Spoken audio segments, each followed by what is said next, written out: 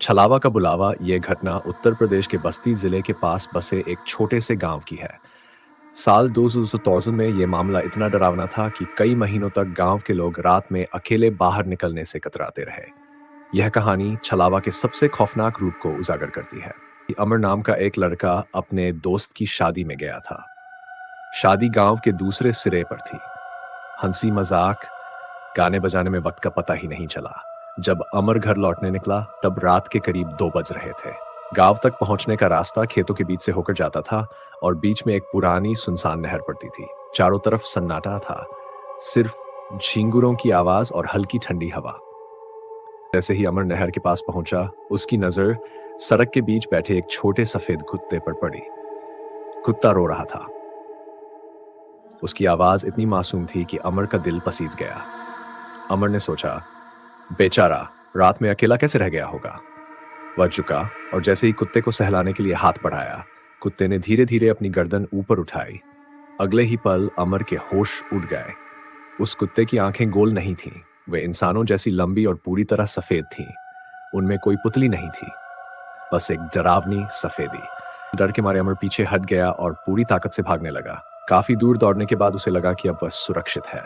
तभी पीछे से एक जानी पहचानी आवाज आई, अरे अमर, इतनी रात को यहाँ क्या कर रहा है। अमर रुक गया। पीछे मुड़कर देखा तो उसके पिता खड़े थे। हाथ में टॉर्च थी, चेहरा बिल्कुल सामान्य। अमर को राहत मिली। वह अपने पिता के साथ घर की ओर चल पड़ा, लेकिन कुछ ही कदमों बाद उसके पिता ने अजीब सवाल पूछना शुरू कर दिया। अमर, अगर इंसान मर जाए तो क्या वह फिर से मिट्टी बन जाता है?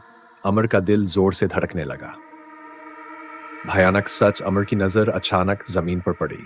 टॉर्च की रोशनी जमीन पर साफ पड़ रही थी, लेकिन उसके पिता की कोई परछाई नहीं थी।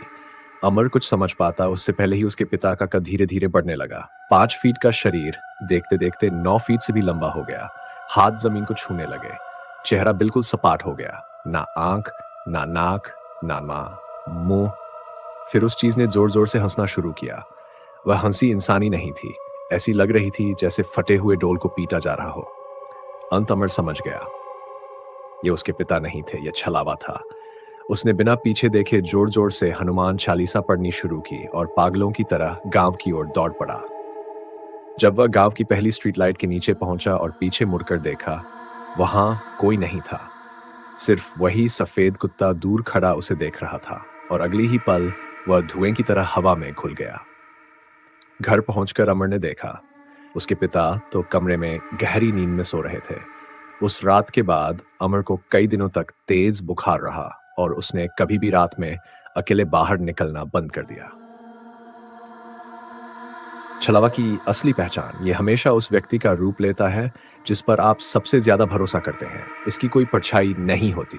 ये आपको रास्ते से भटकाकर नहर, कुएं या जंगल की ओर ले जाता है। अगर आपको ये कहानी डरावनी लगी हो तो वीडियो को लाइक करें और ऐसी सच्ची घटनाओं के लिए चैनल को सब्सक्राइब जरूर